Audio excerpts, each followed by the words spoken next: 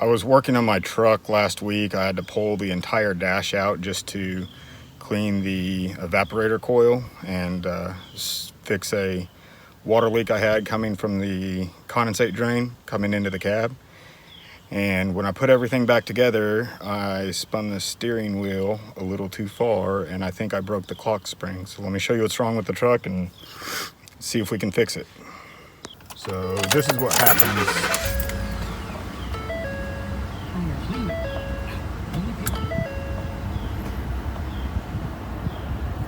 See, the airbag light comes on and says push OK to acknowledge. Here we go. I'm pushing OK. This directional pad does not work anymore, and it did before I took everything apart. So this D-pad should be able to let me change what's on my display, and it doesn't.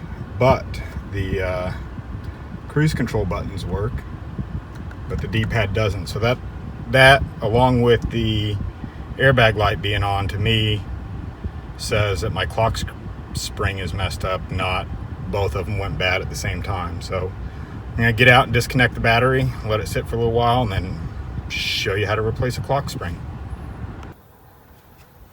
In order to get the airbag out, there are 3 holes that you got to stick something small and pokey in. There.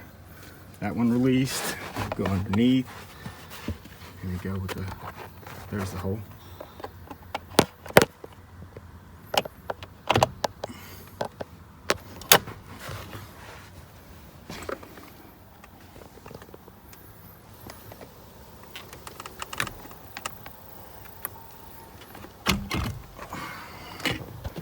There. Now it's loose. Just take these connectors off the back of this airbag, if we can see them. There we go.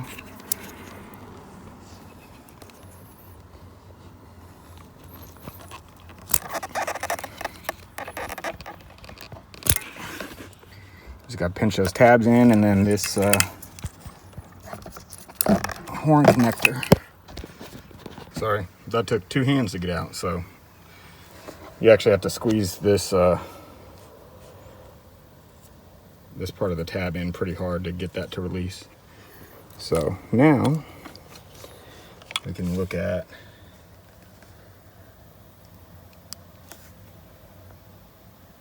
unhooking this one. So just push down on the tab, pull it forward, and that is a T20.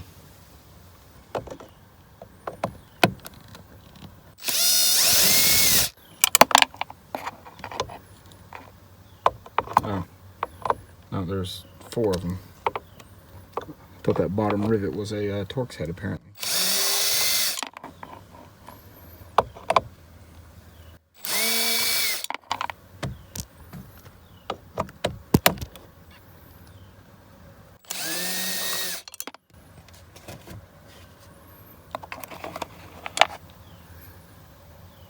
So now we gotta figure out what's next. Oh, that was easy. Go ahead and unhook this ground on 2 little purples.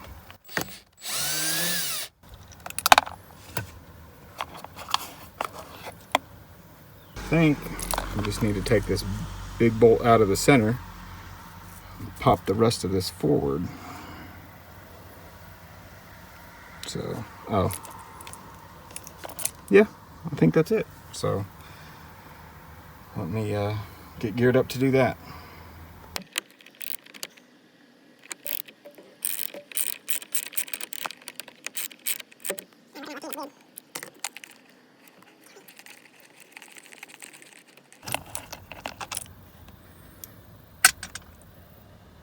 And look at that, man.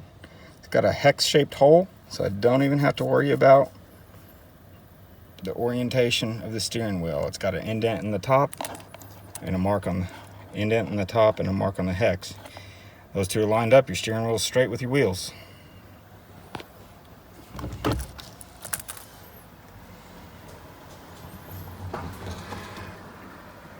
That was super easy.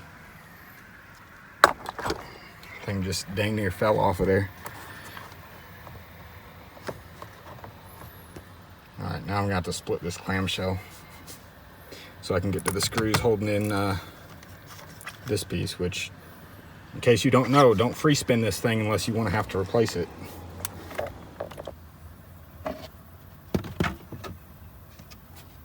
So the 3 screws that are holding the bottom of this plastic trim piece on the steering column are 5.5 millimeter. It took me a little while to figure out why I could not get anything on there, because it's an odd size. And then there appear to be 3 Torx bits that are T10 holding on the clock spring.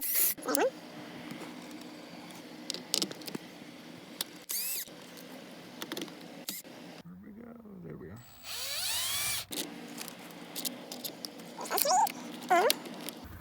Connector. Okay, and just pulls straight out. 1 connector plus the pin that goes into the column, those pins right there. 1 connector plugs in the bottom, everything else feeds through the top. So let me go grab the new one. We'll just install it the way we took this out without screwing the new one up though. Trickiest thing is don't bend those things all to hell putting it in. You may not be able to see it, but also, there we go. Nice and smooth. Now we go back with the 3 T10.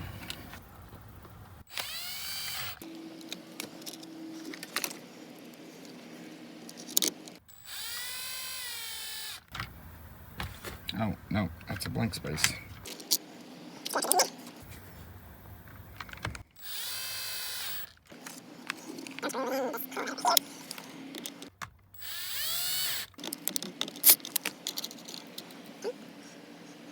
Plug this bottom piece back in. Click. Now I think I'm gonna go ahead and maneuver this clamshell back in place before I put the steering wheel on. Okay, I got the clamshell back on. I put the 3 5.5 millimeter screws back in the bottom, and now we're ready to just set the steering wheel right back on. And I obviously didn't need to take off that ground, so actually put that back on real quick.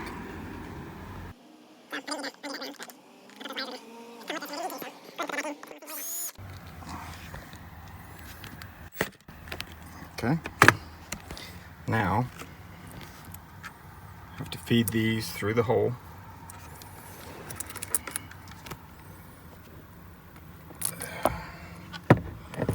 Along with the release handle. Uh-oh. There's 1.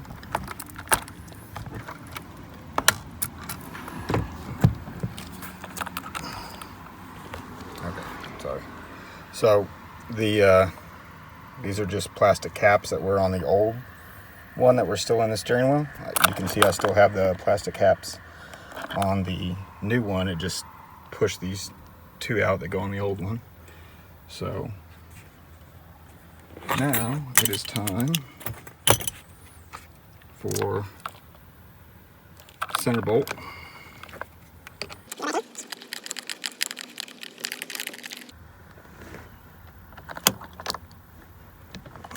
Okay, that's back in.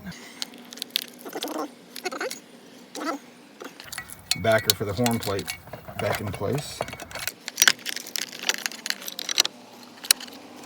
which also holds the airbag in with those little spring clips.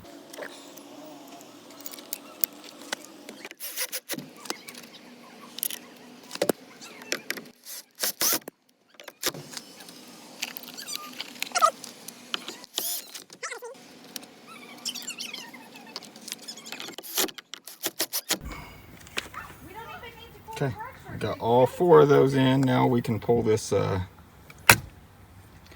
thing that keeps us from messing up our clock spring, like I did earlier. Plug that in. Now we can go ahead and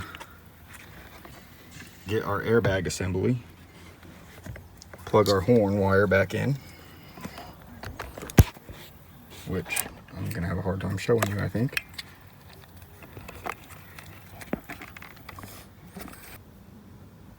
Got the horn wire plugged back in. Now I need to plug in these two connectors for the airbag, and black goes to black and whitish gray goes to whitish gray. And these just push click into place. That part's done. Now set this back up where it goes and push the bottom in. Got the top two. Should be good to go, so let's go hook the battery up.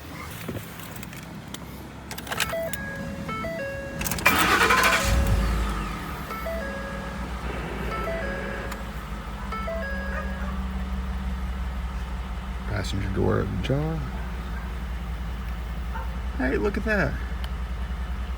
Buttons work, airbag lights off, Clockspring did the job. Project fixed.